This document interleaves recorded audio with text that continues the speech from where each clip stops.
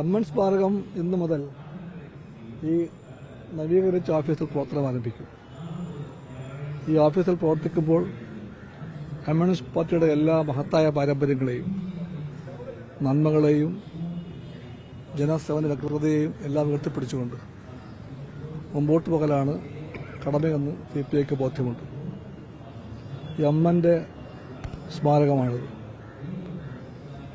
Communist പ്രസ്ഥാനത്തിന്റെ എല്ലാ മുന്നേറ്റങ്ങളുടെയും വഴികാട്ടിയായിരുന്നു സഖാവി എം.എൻ. 57 communist ഗവൺമെന്റിന്റെ ശില്പിയാണ് എന്ന് പോലും പറയാം എം.എനെ പറ്റി. ഇടതുപക്ഷത്തിന്റെ മേൽ കാലമേൽപ്പിച്ച എല്ലാ കർത്തവ്യങ്ങളും നിറവേറ്റാൻ, ഊർജ്ജസ്വലമായി പ്രവർത്തിക്കാൻ, ജനങ്ങളിലേക്ക് വീണ്ടും ഇറങ്ങിച്ചെല്ലാൻ എല്ലാം ഞങ്ങളെ ഈ ഓഫീസർ പ്രവർത്തനങ്ങൾ സഹായിക്കുമെന്നാണ് ഉത്തമ വിശ്വാസം.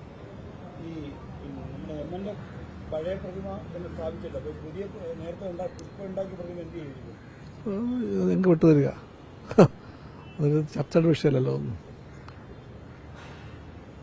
ഈ PV അൻവർ ഇപ്പോൾ തൃണമൂൽ കോൺഗ്രസിൽ ചേർന്ന് MLA സ്ഥാനം രാജിവെച്ചു. ഈ നിലമ്പൂർ ഒരു ഉപതെരഞ്ഞെടുപ്പ് നടക്കാൻ പോകുന്നു. PV അൻവറിന്റെ ഈ രാജി ഏതെങ്കിലും തരത്തിൽ നമ്മുടെ കേരള രാഷ്ട്രീയത്തിൽ ചലനങ്ങൾ ഉണ്ടാകും? ഒരു MLA രാജിവെച്ചാൽ ആ മണ്ഡലത്തിൽ ഒരു ബൈ ഇലക്ഷൻ ഉണ്ടാകും. നിലമ്പൂർ ഉണ്ടാകുമ്പോൾ ഇടതുപക്ഷം ഒന്നാന്തരമായിട്ട് ജയിക്കും. ആ ജയത്തിന്റെ മാറ്റ് ഏറെയായിരിക്കും.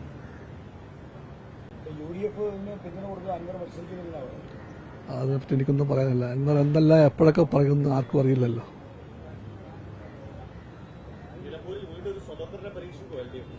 അതൊന്നും ഇപ്പോഴേ നിങ്ങൾ കഷ്ടപ്പെടേണ്ട, സമയത്തെല്ലാം നടക്കും. RJD ആണ് LDF-ലെ രണ്ടാം നോ കമന്റ്സ്.